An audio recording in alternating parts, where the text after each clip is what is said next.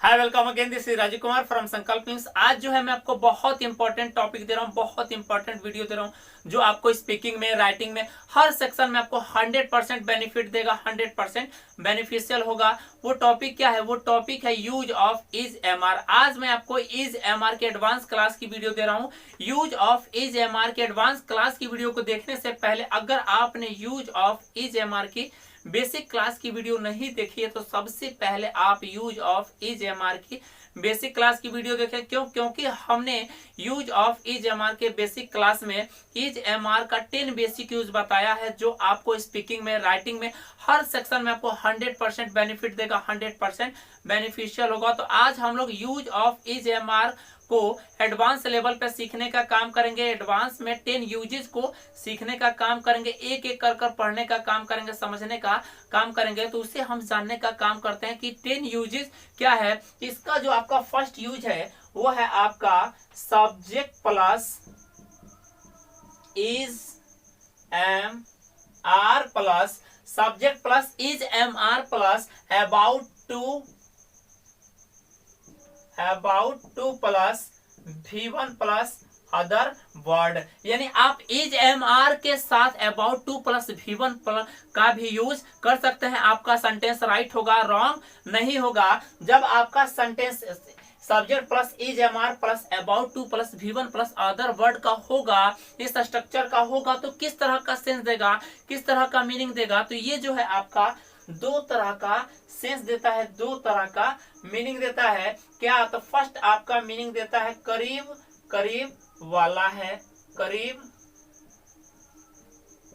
करीब वाला या वाली है। तो सेकंड सेंस क्या देता है? तो सेकंड सेंस करीब करीब को है, करीब करीब को है। आप इसका सर आपने मुझे स्ट्रक्चर फ्रेम दे दिया, मुझे स्ट्रक्चर बता दिया, लेकिन आप एग्जांपल दीजिए ताकि मैं समझ पाऊं, मैं जान पाऊं। तो एग्जांपल देखिए, वह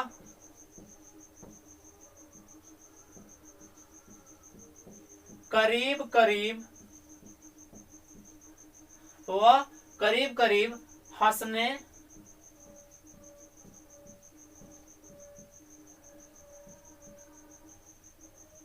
हंसने वाली है,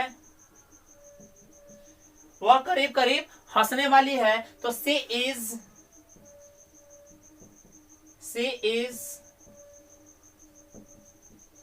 about to laugh, she is about to laugh. वह करीब करीब रोने वाली है। She is about to weep. वह करीब करीब आने वाली है। He is about to come. वह करीब करीब जाने वाली है। She is about to go. बोलो समझ पा रहे हो कि नहीं? समझ पा रहे हो ना? अब यहाँ पे हमने फर्स्ट यूज देखा, अब सेकंड यूज जानने का काम करते हैं, समझने का प्रयास करते हैं, देखने का काम करते हैं कि इज एम आर का एडवांस क्लास में, एडवांस में सेकंड यूज क्या है। तो सेकंड यूज जो इसका आपका है वो है आपका subject plus is am are, subject plus is am are, और उसके बाद यहां पे आप कॉम्परेटिव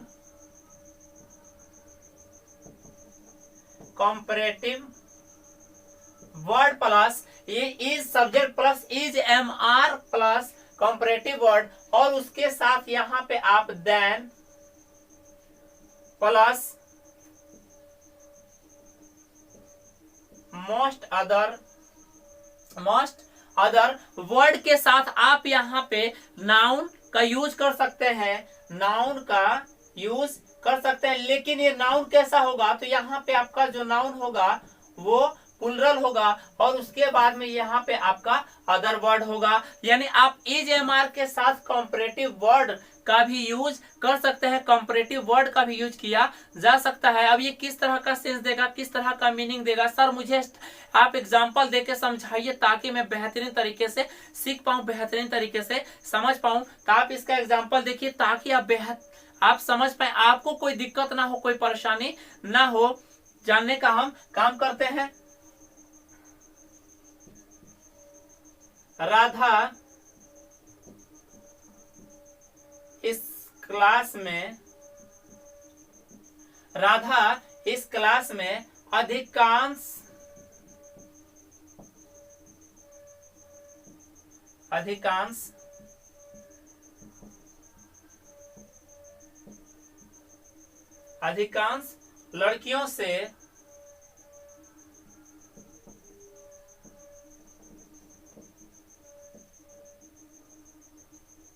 अधिकांश लड़कियों से लंबी है। राधा इस क्लास में अधिकांश लड़कियों से लंबी है, तो इसका राधा इज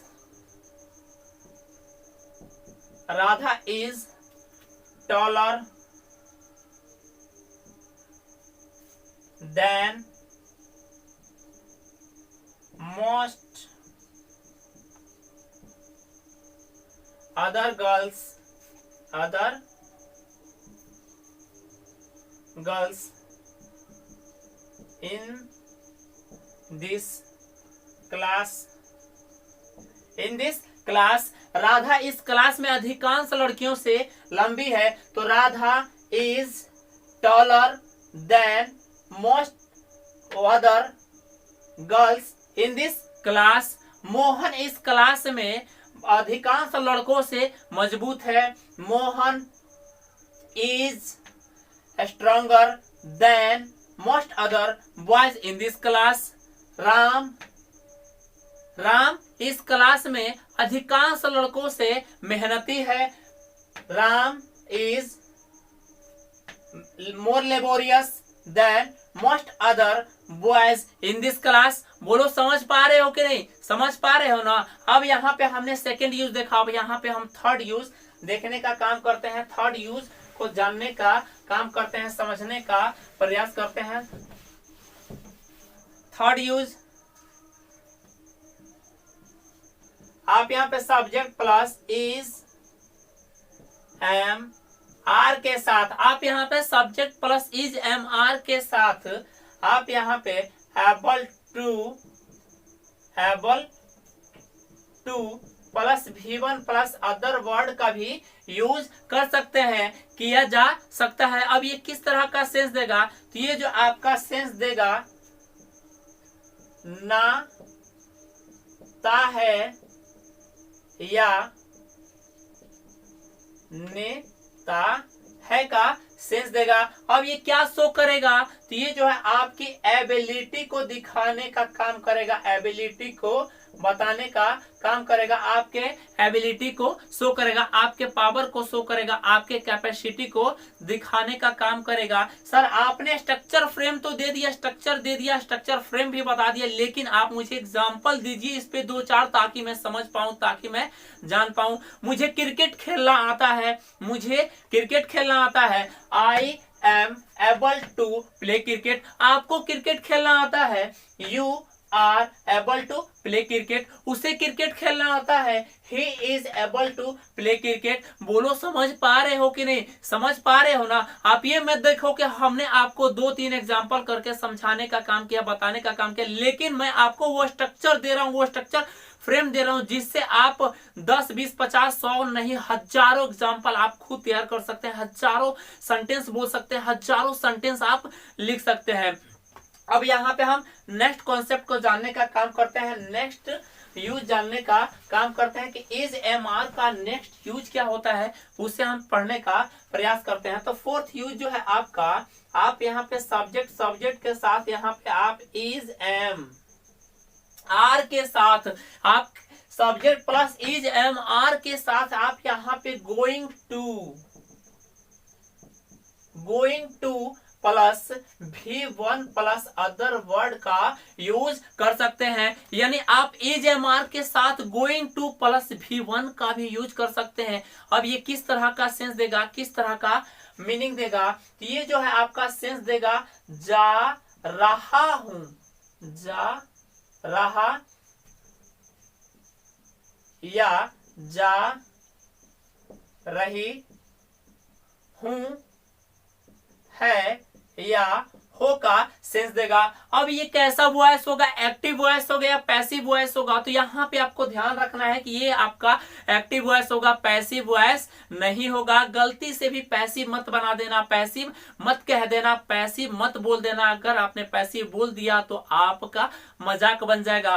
क्या है ये? आपका एक्टिव वॉइस है, ये आपका एक्टिव वॉइस होगा, एक्टिव वॉइस होगा। सर यहाँ पे भी आपने मुझे स्ट्रक्चर फ्रेम दिया, स्ट्रक्चर फ्रेम दिया, आपने स्ट्रक्चर बताया, लेकिन आप मुझे कुछ एग्जांपल दीजिए ताकि मैं बेहतरीन तरीके से सीख पाऊं, बेहतरीन तरीके से समझ पाऊं।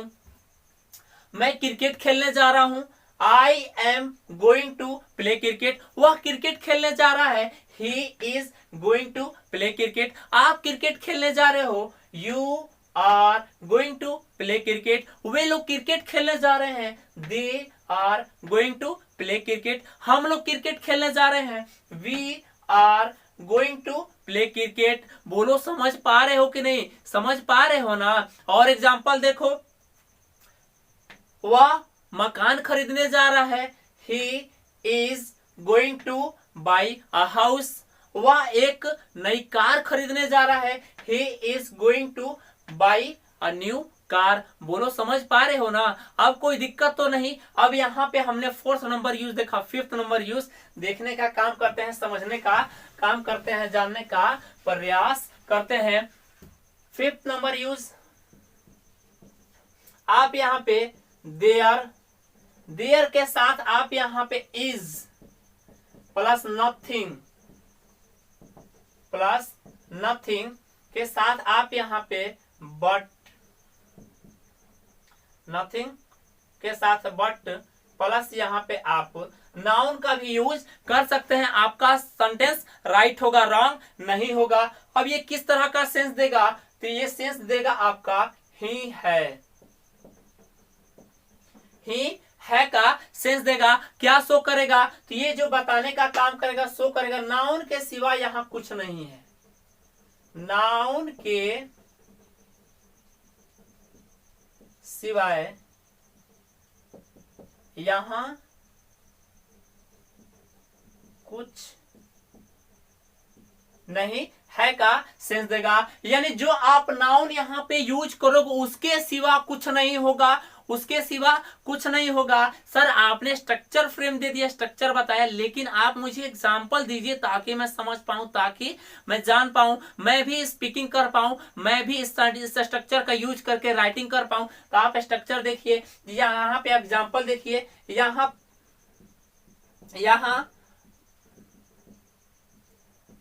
बालू he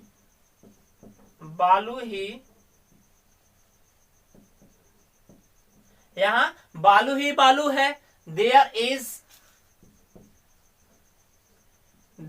is nothing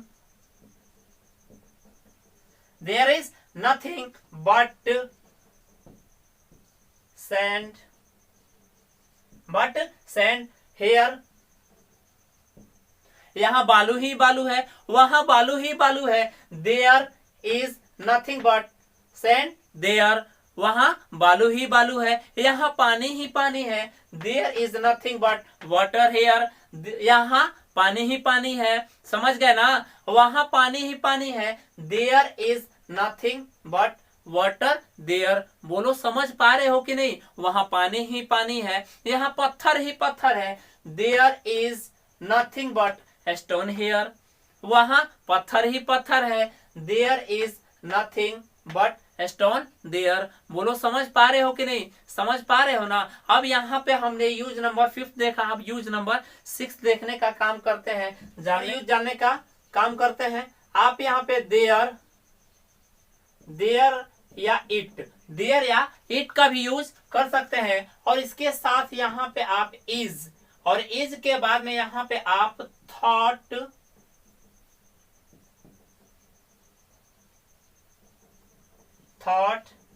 to be. आप यहाँ पे थॉट की जगह पे सेड या फेल्ट या प्रिज्यूम्ड का भी यूज कर सकते हैं। यहाँ पे थॉट के प्लेस पे, और यहाँ पे देयर या इट के साथ आप यहाँ पे इज थॉट टू बी, और उसके बाद आप यहाँ पे नाउन,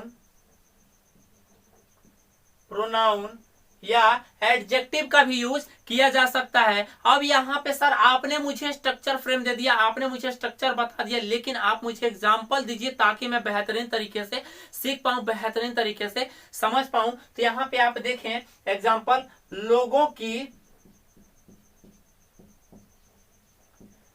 की ऐसी सोच है कि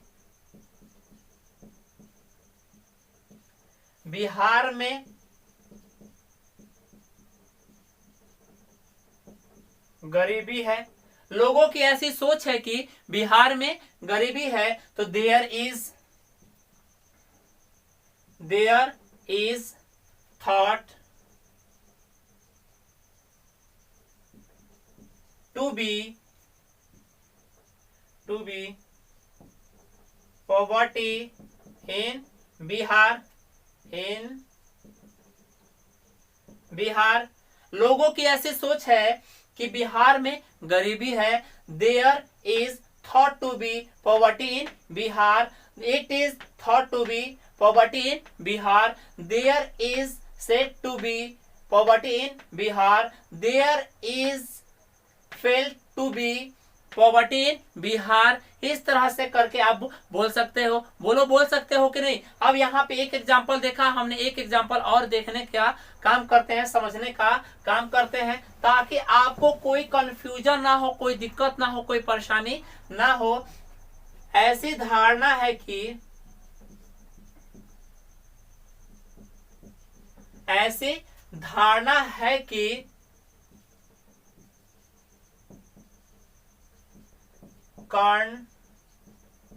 कर्ण में भगवान है। ऐसी धारणा है कि कण में भगवान है। आप इस सेंटेंस को, इस स्ट्रक्चर का यूज करें और लिखे, बोले, जो चाहते हैं आप करें। कैसे? तो आप यहाँ पे देयर का यूज करें। देयर, मन करता है तो आप देयर लिखे, मन करता है तो आप इट लिखे। आपका सेंटेंस राइट होगा, रॉन्ग नहीं होगा। किसी के भी साथ आप यहाँ पे इज का यूज करें। देयर हो तो भी इज, इट हो तो भी इज। आप यहाँ पे there is presumed, there is presumed. आप चाहे तो यहाँ पे सेड लिख सकते हैं, फेल्ट लिख सकते हैं, थॉट टू बी लिख सकते हैं। तो there is presumed to be God in every stone,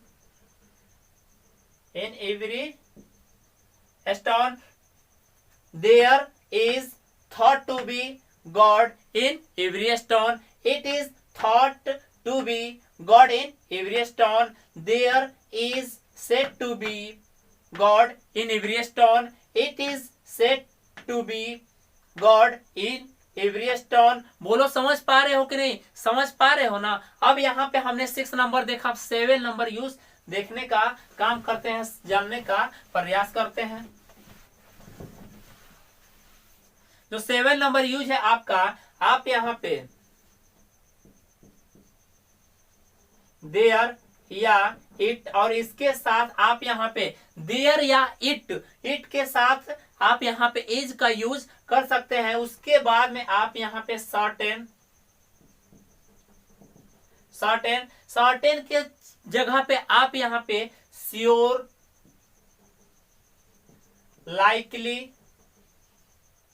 likely का भी यूज कर सकते हैं। फिर उसके बाद में यहाँ पे आपका to be plus noun, pronoun, adjective हो सकता है। अब ये किस तरह का सेंस देगा? निश्चित है,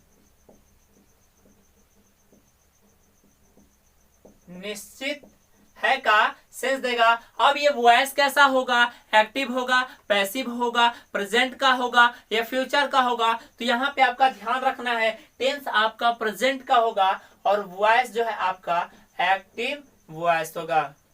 वॉइस आपका एक्टिव वॉइस होगा, और साफ लिख देता हूं, एक्टिव वॉइस होगा। सर आपने यहाँ स्ट्रक्चर फ्रेम दिया, मुझे एग्जांपल दीजिए ताकि मैं बेहतरीन तरीके से सीख पाऊं, बेहतरीन तरीके से समझ पाऊं। तो आप यहाँ पे एग्जांपल देखें, आपके मोबाइल में, आपके मोबाइल में बैलेंस होना निश्चित है, बैलेंस होना निश्चित है।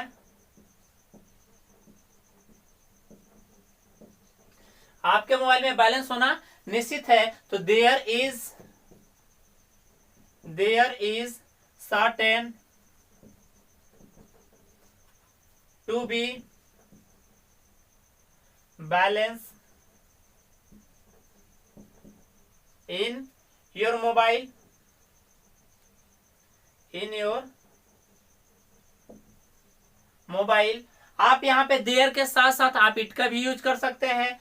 It is certain to be balance in your mobile, it is certain to be balance in your mobile. बोलो समझ पा रहे हो कि नहीं। आप यहाँ पे सर्टेन की जगह पे श्योर, या श्योर के प्लेस पे आप लाइकली का भी यूज कर सकते हैं। आपका सेंटेंस राइट होगा, रॉन्ग नहीं होगा। सर आप एक और एग्जांपल दीजिए ताकि मैं बेहतरीन तरीके से और बेहतरीन तरीके से सीख पाऊं। तो और एग्जांपल देखें आप, उसके मोबाइल में बैलेंस होना निश्चित है, उसके मोबाइल में बैलेंस होना निश्चित है। There is certain to be balance in his mobile, there is sure to be balance in his mobile, there is likely to be balance in his mobile, it is certain to be balance in his mobile, it is sure to be balance in his mobile। बोलो समझ पा रहे हो कि नहीं।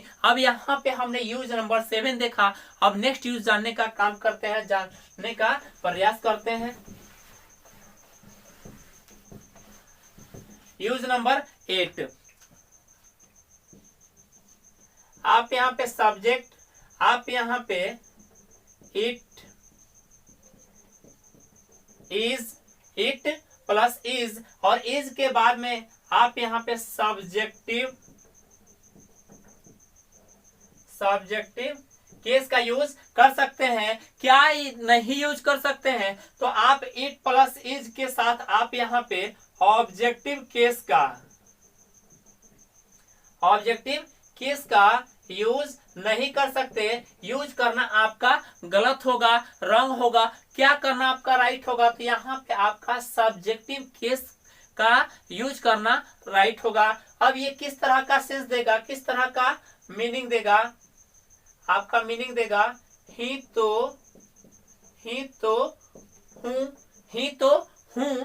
अब ये sentence कैसा होगा, तो यहाँ पे जो आपका सेंटेंस होगा वो एम्फैटिक सेंटेंस होगा। कैसा होगा, एम्फैटिक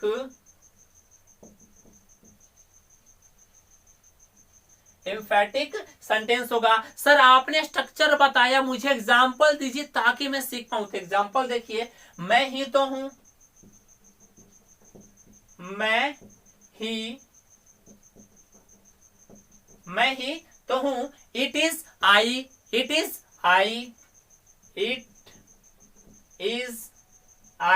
इट इज आई। और बहुत बार जो है बहुत स्टूडेंट आई की जगह मी भी लिख देते हैं और स्पोकन में मी भी बोल देते हैं। स्पोकन में आपका आई के प्लेस पे मी चलेगा, लेकिन रिटेन में आप यहाँ पे आपको सब्जेक्टिव केस का यूज करना होगा, ऑब्जेक्टिव केस का यूज नहीं किया जाएगा। यानी स्पोकन में आप इट इज मी भी बोल सकते हैं, आपका चल जाएगा। लेकिन बेटर क्या होगा, आपका इट इज आई लिखना बेटर होगा, इट इज आई बोलना बेटर होगा। आप नेक्स्ट एग्जांपल देखिए, मैं वह ही तो है, वह ही तो है,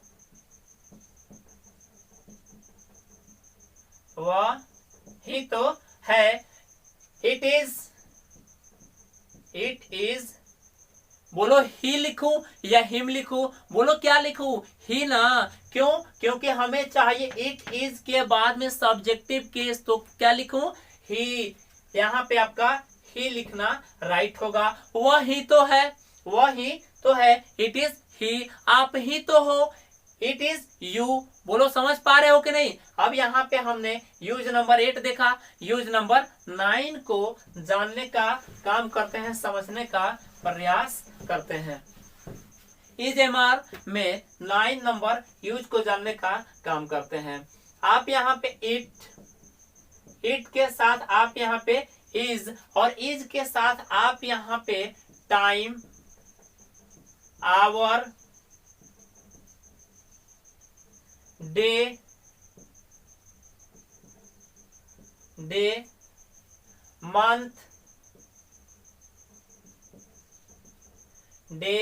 मंथ, ईयर का भी आप यूज कर सकते हैं। कैसे, अब यहाँ पे देखो 3 बजा है,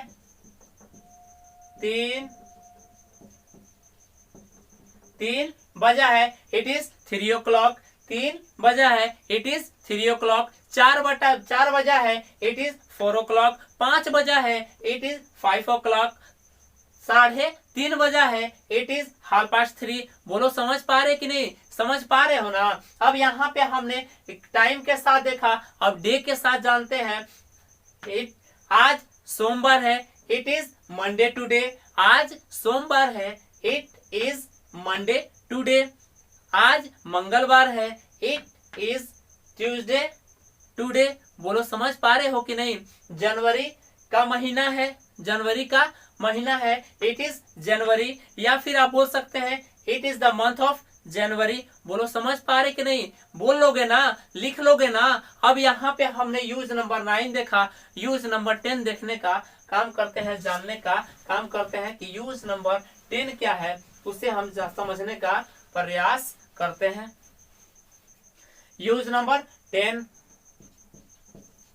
आप यहाँ पे सब्जेक्ट के साथ इज, एम, आर के साथ subject plus is am are के साथ आप यहाँ पे 2 वर्ड यूज कर सकते हैं। कौन कौन सा, तो फर्स्ट जो है आपका शेड्यूल्ड, और सेकेंड जो है स्लेटेड, और उसके बाद में आप यहाँ पे +2 plus V1 plus other word. अब ये किस तरह का सेंस देगा, किस तरह का मीनिंग देगा, तो ये जो आपका सेंस देगा तय है। तय है, कैसा तय है, तो ये जो आपका एक्शन होगा वो पहले से निर्धारित होगा, पहले से तय होगा। यानी पूर्व निर्धारित एक्शन को,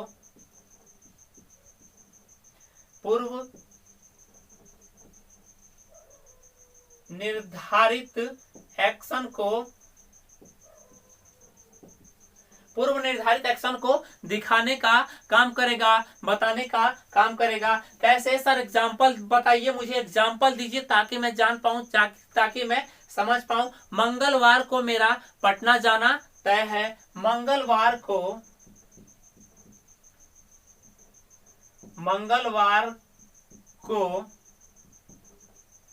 मेरा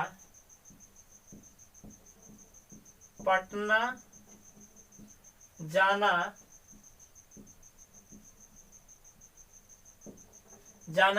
तय है। तो I am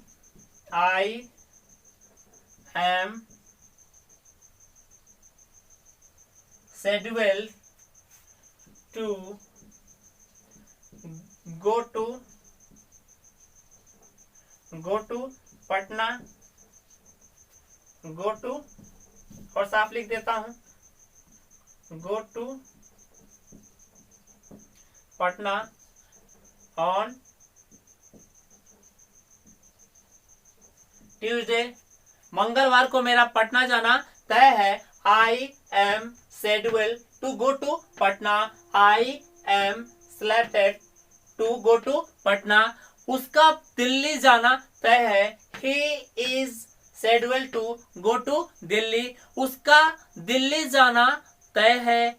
he is slated to go to Delhi, आपका दिल्ली जाना तय है। you are scheduled to go to Delhi. बोलो समझ पा रहे हो कि नहीं, समझ पा रहे हो ना। हमने आपको 2-3 एग्जांपल करके बताने का काम किया। आप ये मत देखिए कि हमने आपको 2-3 एग्जांपल करके दिखाने का काम किया, बताने का काम किया, लेकिन हमने आपको वो कॉन्सेप्ट दिया है, वो स्ट्रक्चर फ्रेम दिया है, जिससे आप 10, 20, 50, 100 नहीं, हजारों एग्जाम्पल आप बोल सकते हैं, हजारों एग्जाम्पल आप लिख सकते हैं, हजारों एग्जाम्पल आप तैयार कर सकते हैं।